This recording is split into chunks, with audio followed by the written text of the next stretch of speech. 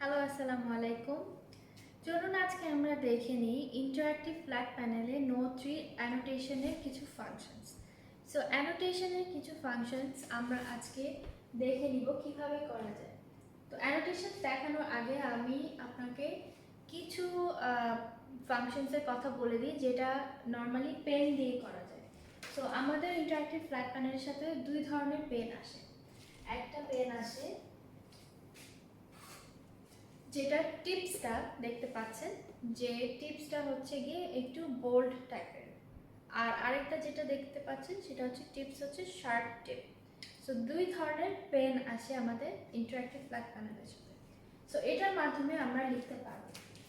এখানে আপনি pen হোল্ডারে magnetic system, so আপনি পেন হোল্ডারে এভাবে স্টিক করলেই স্টিক হয়ে যাবে।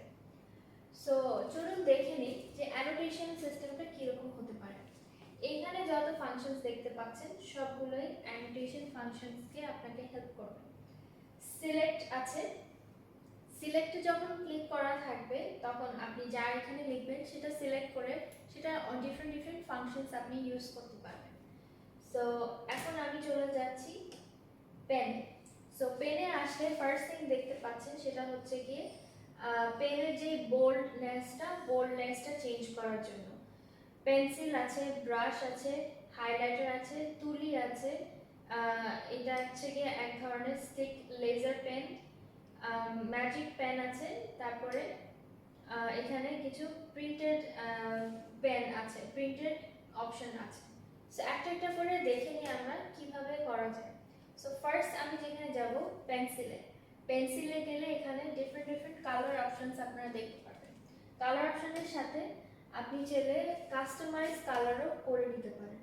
সো আমি এখানে একটা কাস্টমাইজ কালার করে নিয়েছি। সো লিখে দেখি কিরকম দেখা যায়।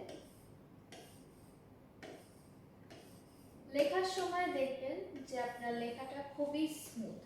এই স্মুথ লেখার কারণে আপনার মনে হবে যে আপনি নর্মাল পেপারে যেরকম লিখছেন ঠিক সেরকমই ফিলিংস আসবে।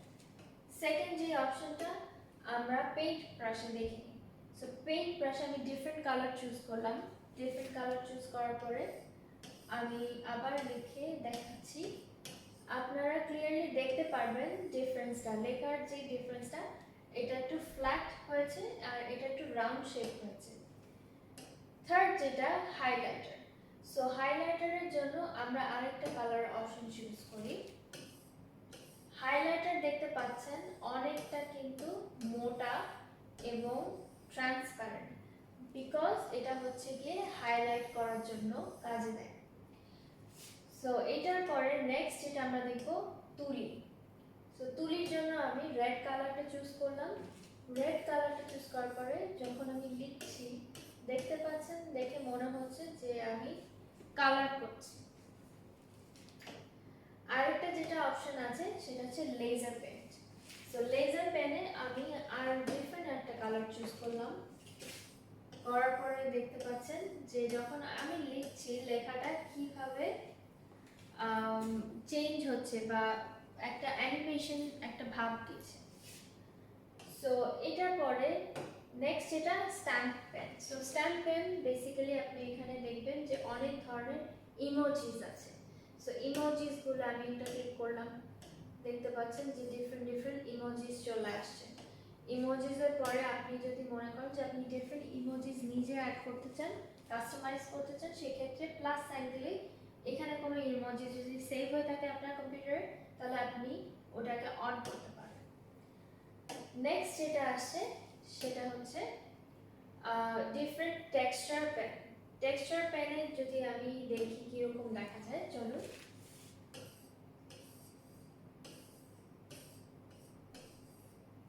সো টেক্সচার পেনে দেখা যাচ্ছে যে প্যাটার্ন, আপনি লেখার সাথে সাথে একটা প্যাটার্ন ক্রিয়েট হচ্ছে।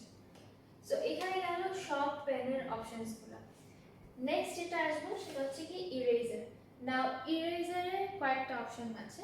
ফার্স্ট অপশন যেটা, আপনি ইরেজার হাত দিয়ে এভাবে মুছে ফেলতে পারবেন, অথবা আরেকটা অপশন আছে সিলেক্ট। সো সিলেক্ট করে যদি আপনি ডিলিট করতে চান, এটা সিলেক্ট করার সাথে সাথে অটোমেটিক ডিলিট হয়ে যাবে।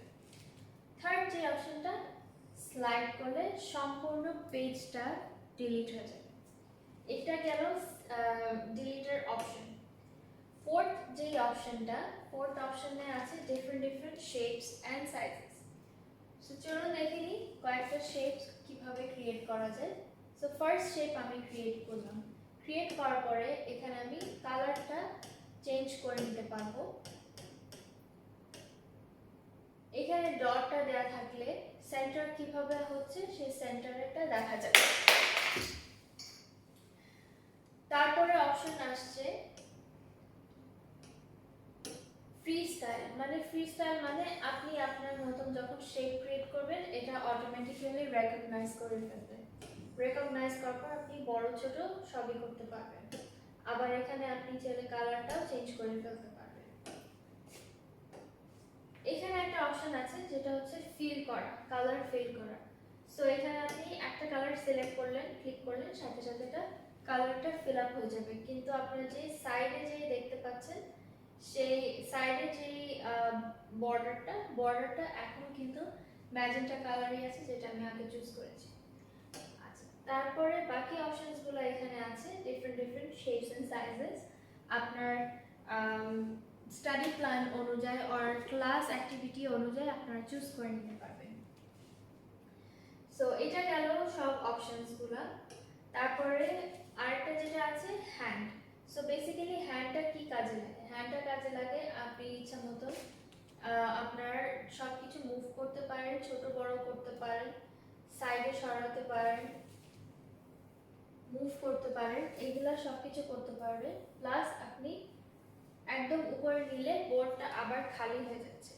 সো আপনার যত কন্টেন্ট ছিল ওগুলা মুছে যাবে না, ওগুলা জাস্ট উপরে চলে গিয়েছে।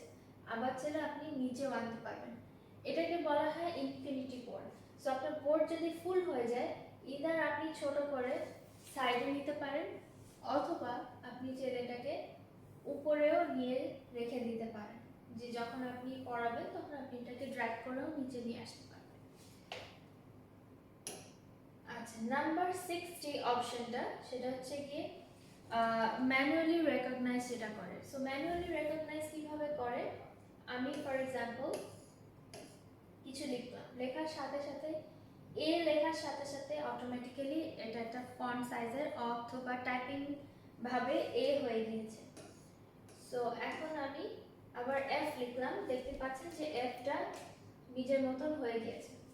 সো সিলেক্ট আপনি ক্লিক করলে সাথে সাথে দেখবেন যে আপনি এটাকে মুভ করতে পারবেন, সাইজ বড় ছোট করতে পারবেন, অথবা ডিফারেন্ট অপশনস এখানে সিলেক্ট করতে পারবেন। Undo and redo. So undo করলে ফেরত যেখানে আপনি ভুল করেছেন ওটার আগে চলে যাবে, রিডু করলে আবার ফেরত আপনি যেটা করেছিলেন ওটাতে আবার রিডু হতে যাবে। সো এই সম্পূর্ণ যেটা দেখতে পাচ্ছেন এটা হচ্ছে অ্যানোটেশন ফাংশনের জন্য খুবই গুরুত্বপূর্ণ। Thank you so much.